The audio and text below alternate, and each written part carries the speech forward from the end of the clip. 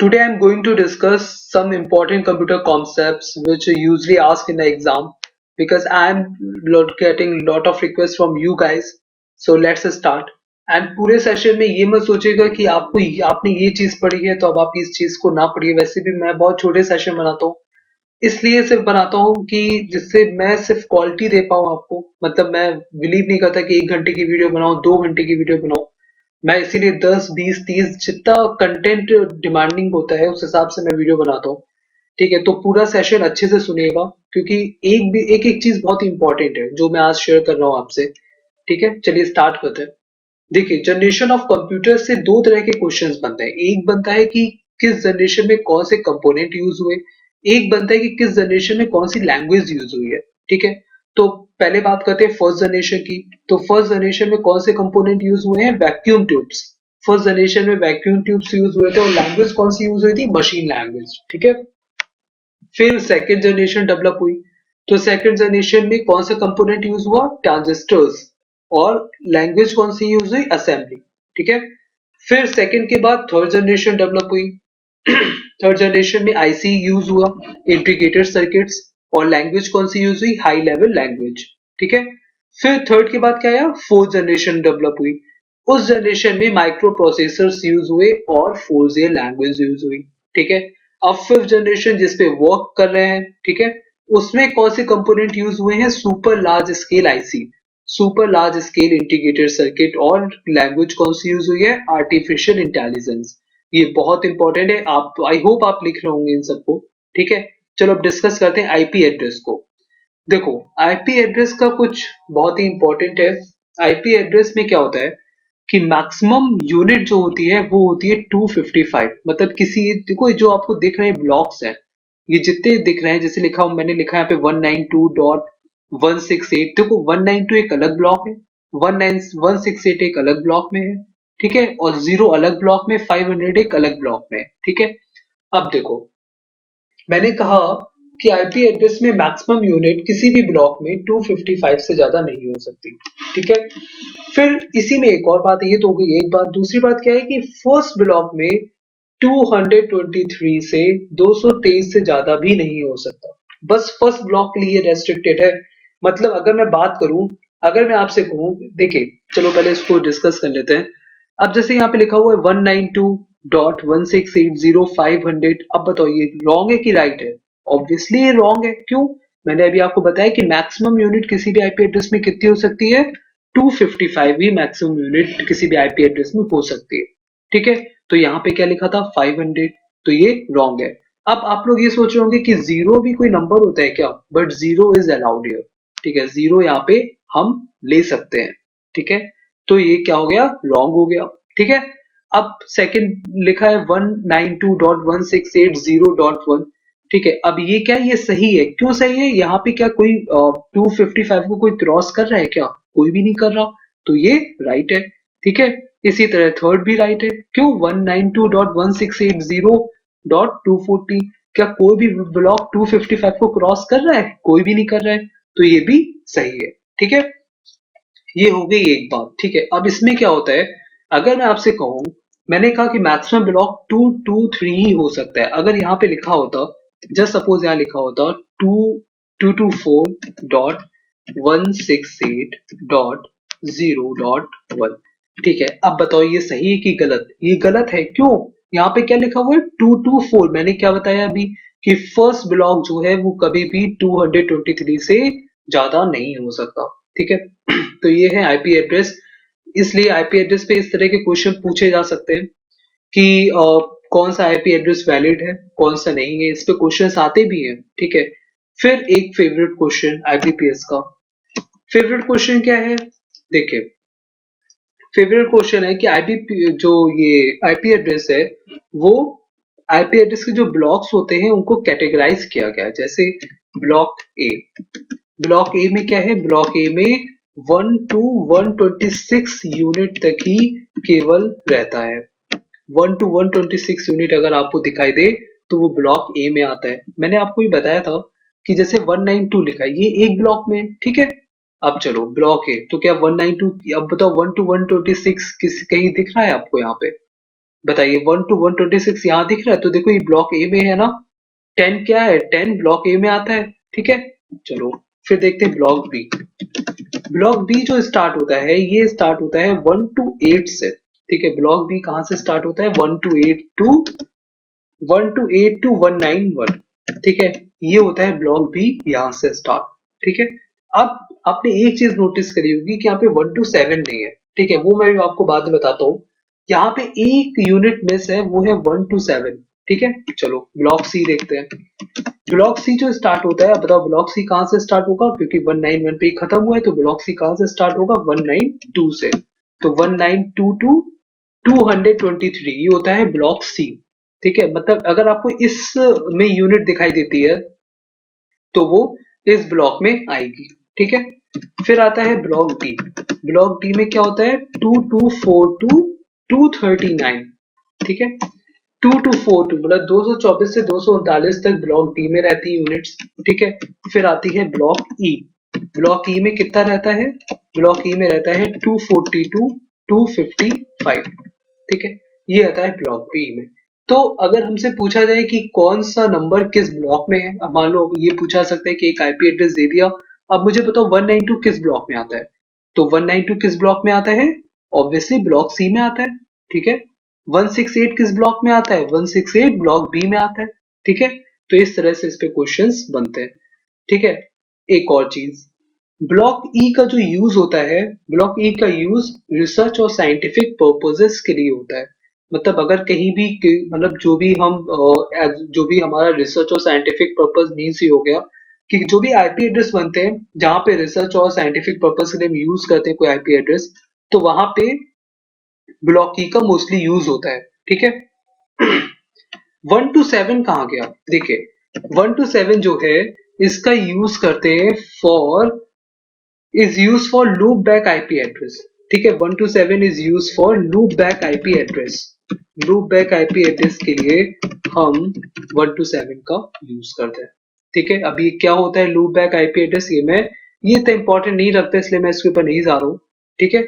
लेकिन अगर मैं इसके पार्ट 2 में इसका अपलोड करूंगा कि loopback IP एड्रेस क्या होता है, क्योंकि अभी हमारे पास कंटेंट बहुत है, ठीक है। तो ये है आईपी एड्रेस जो बहुत ही इंपॉर्टेंट है, ठीक है। अब देखते हैं मेमोरी। देखो मेमोरी जो होती है तीन टाइप की होती है, एक होती है प्राइमरी, एक होती है सेकेंडरी और एक होती है कैशे, ठीक है। तो प्राइमरी मेमोरी के दो पार्ट होते हैं, रैम और रोम। देखो क्वेश्चन कैसे पूछते हैं, क्वेश्चन पूछते हैं रो रैम जो है ये कौन सी मेमोरी में आता है, प्राइमरी में आता है कि कैशे में आता है कि सेकेंडरी मेमोरी में आता है, ठीक है। ऐसे क्वेश्चंस पूछते हैं, ठीक है। तो रैम किस में आता है, प्राइमरी मेमोरी में आता है, ठीक है।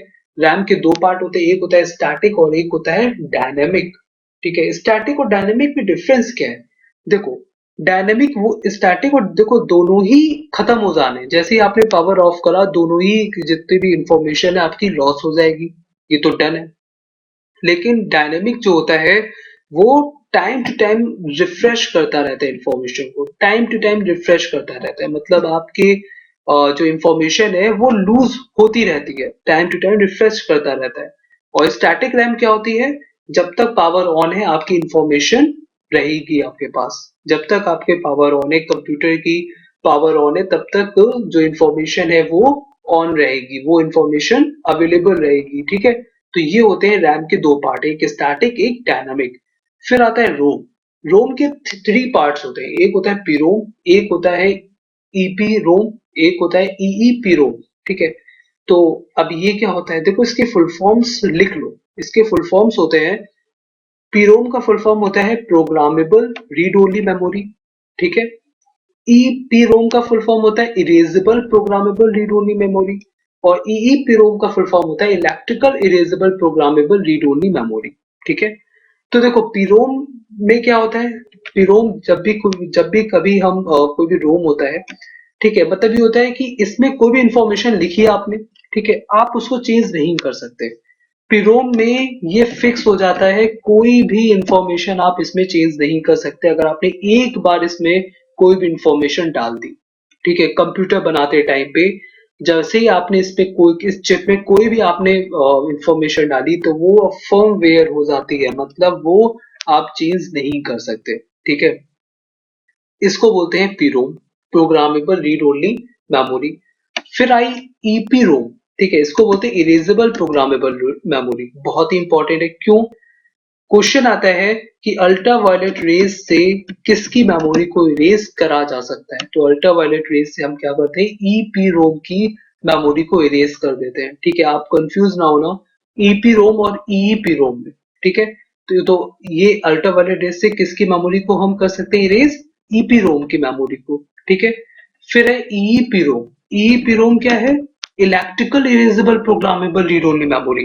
ठीक है मतलब जिसकी मेमोरी को इलेक्ट्रिकल डिवाइस से इरेज करा जा सकता है, उसको बोलते हैं ईईपीरोम। ठीक है, तो अल्ट्रावायलेट रेज से किसको करते हैं हम, अल्ट्रावायलेट रेज से हम करते हैं ईपीरोम को। ठीक है, erasable programmable read only memory से हम करते हैं। ठीक है, डन।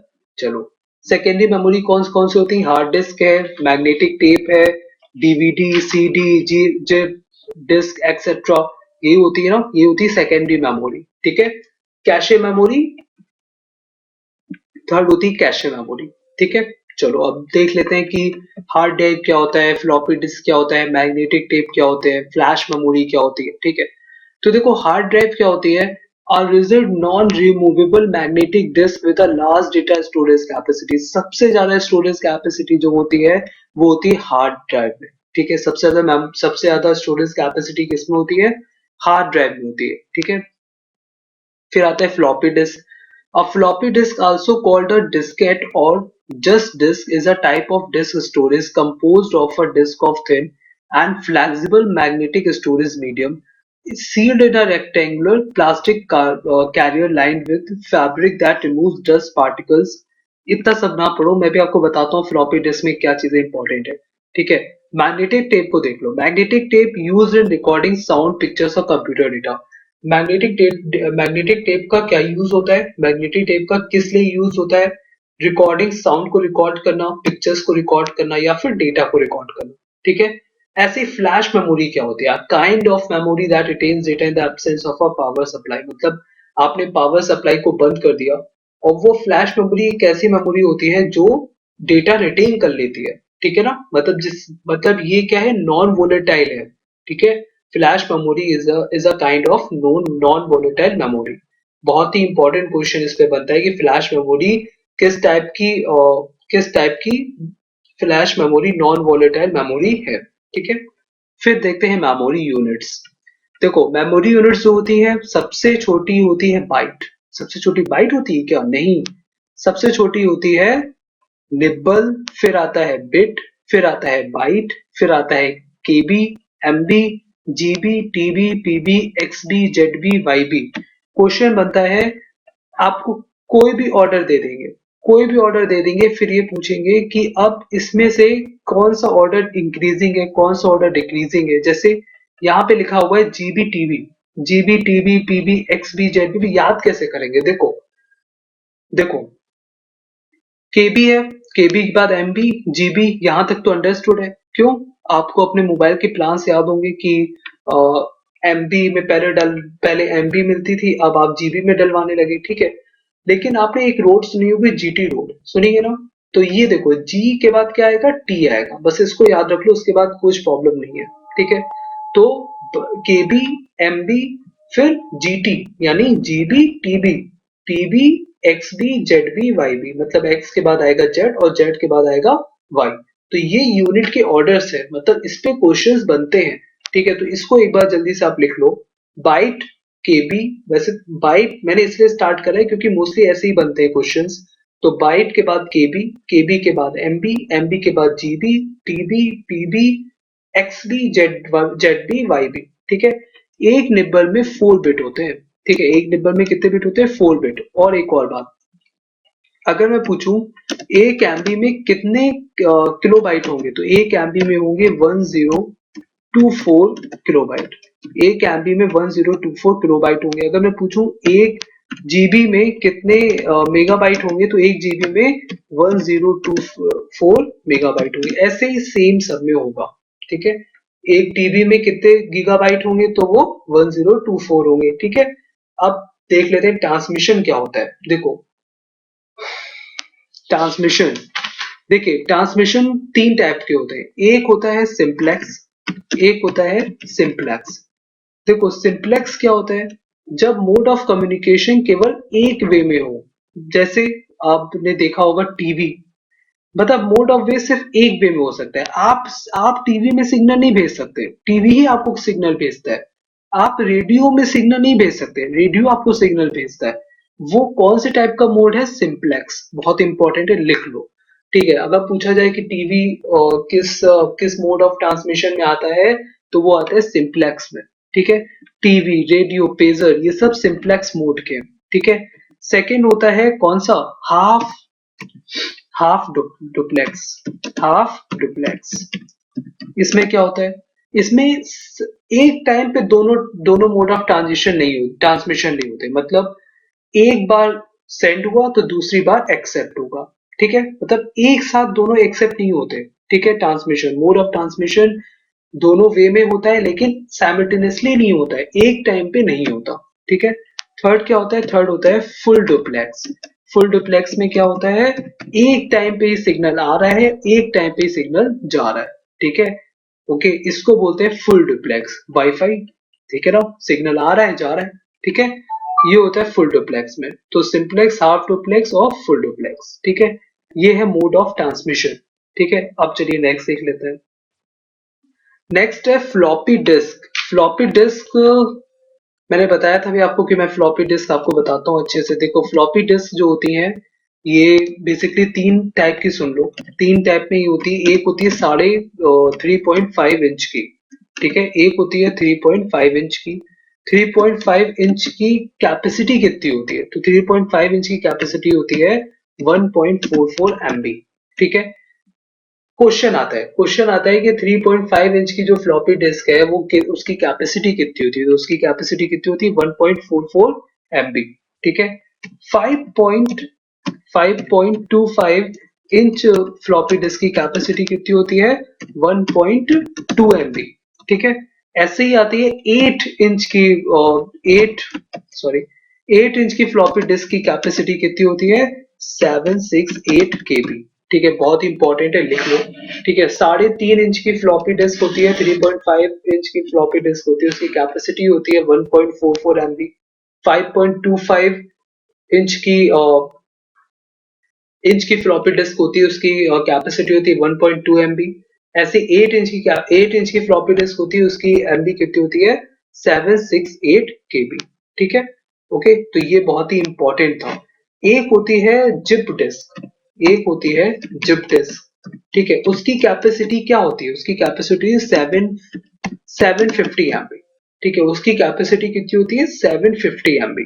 ऐसे ही अब ऑप्टिकल स्टोरेज है, वो भी बहुत इंपॉर्टेंट होते हैं। देखो मैं आपको अनएक्सपेक्टेड के लिए प्रिपेयर कर रहा हूँ। ठीक है, आप अच्छे नोट्स बनाओ। ठीक है, जो ये सब नोट्स मैंने ही प्रिपेयर करे आपके लिए। तो चलिए देखिए, हाँ एक चीज और ध्यान रखिए, अगर आपने चैनल सब्सक्राइब नहीं किया तो चैनल सब्सक्राइब जरूर कर लीजिए। कि उसका रीजन ये कि आज शायद, अगर आपने सब्सक्राइब नहीं किया है तो, ठीक है, क्योंकि आज शायद आपके पास ये वीडियो पहुंच गई है। ठीक है, हो सकता है नेक्स्ट में आपके पास ना पहुंच पाए, तो इसलिए सब्सक्राइब जरूर कर लीजिए चैनल को। तो उससे ये होगा कि जितने भी वीडियोस होंगी वो आपके पास आ जाएंगे, आपके पास पहुंच जाएंगे, मतलब आपके पास नोटिफिकेशन आएगा मेरी नई वीडियो आने पे। ठीक है, और भी जितनी इंफॉर्मेशन है और भी जितनी वीडियोस है वो आपके पास आ जाएंगी। ठीक है, चलिए अब ऑप्टिकल स्टोरेज देख लेते हैं। ऑप्टिकल स्टोरेज में सीडी आता है। ऑप्टिकल स्टोरेज में सीडी हो गया आपका। सीडी में क्या है, सीडी एक होती है 700 MB की। सीडी की कैपेसिटी कितनी होती है 700 MB होती है। ठीक है, ओके, एक टर्म है जिसका फुल फॉर्म आता है, उसका नाम है S S D. S S D क्या होता है, एस एस डी होता है सिंगल साइडेड सिंगल डेंसिटी। ठीक है, क्या होता है, सिंगल साइडेड सिंगल डेंसिटी। ठीक है, single sided single density CD का फुल फॉर्म होता है। ठीक है, ऐसे अगर मैं आपसे पूछूं कि डीवीडी का फुल फॉर्म क्या होता है, तो डीवीडी का फुल फॉर्म कितना होता है, क्या होता है, digital digital versatile disc. Digital versatile disc. ठीक है, इसकी कैपेसिटी कितनी होती है 4.7 GB। 4.7 GB। ठीक है, ये इसकी कैपेसिटी होती है। ठीक है, एक और टर्म आता है, वो होता है आपका बीआरडी। BRD क्या होता है? BRD का फुल फॉर्म होता है ब्लू रे डिस्क। ब्लू रे डिस्क होता है, ठीक है। इसकी कैपेसिटी कितनी होती है? इसकी कैपेसिटी होती है 50 टू 100 जीबी। 50 टू 100 जीबी इसकी कैपेसिटी होती है, ठीक है। एक और डिस्क होती है, उसका नाम होता है HBD, ठीक है। मैं आपको सब बता दे रहा हूँ। इसका नाम होता है HBD, इसका फुल फॉर्म होता है holographic versatile disc. Holographic versatile disc इसका फुल फॉर्म होता है, ठीक है। इसकी कैपेसिटी 6 टेराबाइट तक होती है। यस, इसकी कैपेसिटी 6 टेराबाइट तक होती है, ठीक है। तो ये मैंने अभी आपके लिए एक पार्ट वन है। पार्ट टू में बहुत सारी चीजें भी और कवर करनी है, ठीक है, वो मैं कवर करूंगा, ठीक है। और सब्सक्राइब जरूर कर लीजिए चैनल को, ठीक है। चलिए मिलते हैं पार्ट टू के साथ। और इसके बाद मैं जो MCQs है वो भी डालने का कोशिश करूंगा कि मैं IBPS क्लर्क मेंस का एग्जाम लगा है आपका, IBPB का एग्जाम है और NICL का भी एग्जाम है, तो उसके पहले मैं डाल दूं वीडियो, ट्राई करूंगा। चलिए ठीक है, बाय बाय, टेक केयर।